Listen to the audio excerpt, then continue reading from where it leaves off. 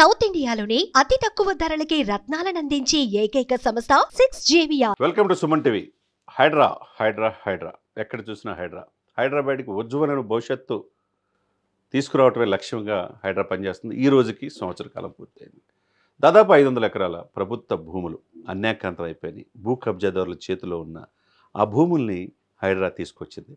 రేవంత్ రెడ్డి గారి ఆలోచన, రంగనాథ్ గారి పనితీరు, హైడ్రా కమిషనర్ రంగనాథ్ గారి పనితీరు, ఈరోజు దాని విలువ 30,000 కోట్లు అంటే ఆశ్చర్యంగా ఉంది. యూపీలో మనం చూసాం బుల్డోజర్ బాబు అని. అనేక మంది ఎవరైతే మాఫియా వాళ్ళనంతా ఊరు వదిలిపెట్టి పోయేటట్టు చేశారు, వాళ్ళ ఆస్తులన్నీ కూడా స్వాధీనం చేసుకున్నారు. ఇప్పుడు కట్ చేస్తే ఈరోజు తెలంగాణ రాష్ట్రంలో ఫాస్టెస్ట్ గ్రోయింగ్ సిటీగా అభివృద్ధి చెందిన హైదరాబాద్లో హైడ్రా ముందుకెళ్తున్న తీరు సర్వత్రా హర్షాతినికేతలు వ్యక్తం చేస్తున్నారు. ఎందుకంటే నిన్ననే 1 ఇయర్ ర్యాలీ చేశారు బతుకమ్మ గుట్ట దగ్గర. కలెక్టర్ హరిచంద్ర గారు కూడా పాల్గొన్నారు. మన చెరువుల్ని, మన ప్రకృతిని మనం కాపాడుకోవాలి. హైడ్రా ఇటు దశాబ్దాల తరబడి ఈ యొక్క అక్రమార్కుల చేతిలో ఉన్న ఈ యొక్క బతుకమ్మ చెరువుని కూడా బయటికి తీసుకొచ్చి 4 నెలల్లో పూర్తి చేశారని కలెక్టర్ గారు కూడా ప్రశంసించారు. కరెక్టే. మన పర్యావరణం మనం కాపాడుకోకపోతే ఎవరు కాపాడుకుంటారు? మన చెరువుల్ని, మన నాళాలని మనం కాపాడుకోకపోతే ఎవరు కాపాడుకుంటారు? నాళాల మీద అక్రమంగా వాణిజ్య భవనాలు నిర్మిస్తే మనం చూసి చూడనట్టుగా ఉంటున్నాం. మరి దాని బాధ్యత ఎవరిది? మరి ఎక్కడో చోట ఏదో ఒకటి చేయాలి కదా. నిన్న రంగనాథ్ గారు స్వయంగా ముంపుకి చిన్న వర్షం పడితే నిన్న మధ్యాహ్నం నుంచి నిన్న నైట్ వరకు కంప్లీట్గా రోడ్లన్నీ జలమైపోయాయి. బ్రిడ్జి మీద నీళ్ళు వచ్చినాయి. ముంపుకు గురైతే Hydraa rescue team, disaster management వాళ్ళు బోట్ల ద్వారా వెళ్ళి సురక్షిత ప్రాంతాలకు తరలించారు. స్వయంగా ఆపరేషన్లో రంగనాథ్ గారు పాల్గొన్నారు. ఇప్పుడు ఇటువంటి సమర్థవంతమైన ఆఫీసరు హైడ్రా నాయకుడిగా, కమిషనర్గా ఉండటం అందరూ కూడా చాలా హ్యాపీగా ఫీల్ అవుతున్నారు. ఇకపోతే నేను చెప్పినట్టుగా బతుకమ్మ కుంట ఈ దశాబ్దాల తరబడి ఆక్రమణకు గురైంది. హైడ్రా చేతులు మొత్తం తీసేసి దాన్ని ప్రభుత్వం ఆధీనం చేసుకుంది. రేపు 21 తారీఖు తెలంగాణ రాష్ట్ర ముఖ్యమంత్రి అక్కడ బతుకమ్మ ఈ యొక్క బోనాలది ప్రారంభోత్సవం చేస్తున్నారంటే దాన్ని బట్టి మనం అర్థం చేసుకోవచ్చు. వి హనుమంతరావు గారు లాంటి నాయకులు నేను చూస్తానో చనిపోయేలోపు చూడండి అనుకున్నాను. అటువంటిది హైడ్రా ద్వారా ఇది క్లియర్ అయిందని చెప్పన్నారు.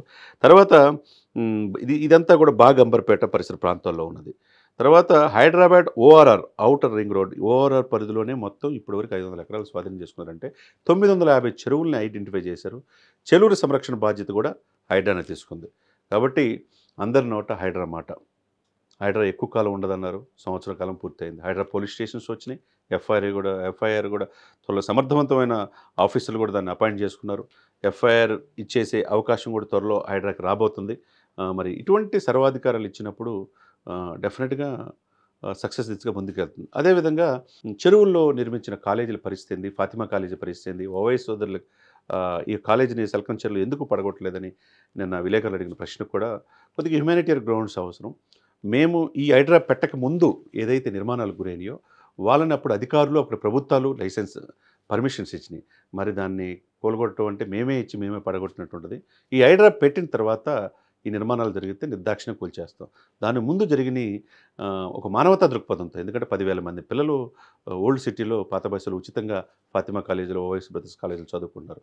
మరి అది పడగొట్టిన ఉపయోగం ఏంటనే ఇది ఆయన చెప్పారు. నిజమే, అదే ఓవైసీ బ్రదర్స్ దాదాపు 200 కోట్ల ఎంఐఎం ఆస్తులు, ఎమ్మెల్యేల ఆస్తులు కూడా స్వాధీనం చేసుకున్నారు, ఓల్డ్ సిటీ చంద్రాయణగుట్టతో సహా. మరి దానికి రాజేంద్ర నగర్ పరిసరాల ప్రాంతాల్లో కూడా అందులో కాంగ్రెస్ పార్టీ నాయకులు ఉన్నారు, బీఆర్ఎస్ పార్టీ నాయకులు ఉన్నారు, బీజేపీ ఉన్న, ఎంఐఎం ఉన్నారు. ఎవరు కూడా హైడ్రా ఉపేక్షించట్లా. కొన్ని హర్డిల్స్ ఉన్నప్పుడు హైకోర్టు క్లియరెన్స్తో హైడ్రాని నిస్వార్థంగా పనిచేస్తుంది. సంవత్సర కాలం పూర్తి అవటం అందరూ కూడా చాలా హ్యాపీగా ఫీల్ అవుతున్నారు. నేను ర్యాలీలో స్కూల్ పిల్లలు, తర్వాత మహిళా సంఘాల వాళ్ళు, కలెక్టర్లు అందరూ కూడా హైడ్రా అంటే సంస్థ రావటం హైదరాబాద్ ప్రజలు చేసుకున్న అదృష్టంగా చెప్పారు. 1 ఇయర్ ఇంటర్వ్యూలో కూడా రంగనాథ్ గారు కొద్ది అభ్యున్నతి అంటే హైదరాబాద్ వంటి మంచి భవిష్యత్తు హైదరాబాద్కి కావాలి, హైడ్రా ఆ భవిష్యత్తుని నెక్స్ట్ జనరేషన్ కాపాడుకోవాల్సిన బాధ్యత మేము తీసుకున్నాం, డెఫినెట్గా హైడ్రా మంచి పని చేస్తుంది అనేది ప్రజలకు నమ్మకం కలిగేటట్టుగా ఆయన 1 ఇయర్ వార్షికోత్సవంలో ప్రెస్లో కూడా చెప్పడం జరిగింది. ఏదైనా కానీ అనేక అవాంతరాల మధ్య హైడ్రా ఉంటుందా లేదా, హైడ్రా సమర్థవంతంగా నిర్వర్తిస్తుందా లేదా అనే పరిస్థితి నుంచి ఈరోజు హైడ్రా ఉంటే హైదరాబాద్ భవిష్యత్తు బాగుంటుందనే పరిస్థితికి తీసుకురావడం పట్ల ముఖ్యమంత్రి రేవంత్ రెడ్డి గారిని, అదేవిధంగా హైడ్రా కమిషనర్ రంగనాథ్ గారిని, వాళ్ళ సిబ్బందిని, ఆశేష తెలంగాణ ప్రజానికం అభినందనలతో వాళ్ళ యొక్క చిత్రపటాలకి ఫ్లెక్సీల్లో పాలాభిషేకంతో సత్కరించడం అనేది చాలా శుభపరిణామంగా మనం చూడొచ్చు. సుమన్ టీవీలో మీ పర్సనల్ అండ్ బిజినెస్ ప్రమోషన్స్ కోసం కింది నెంబర్కి కాంటాక్ట్ చేయండి.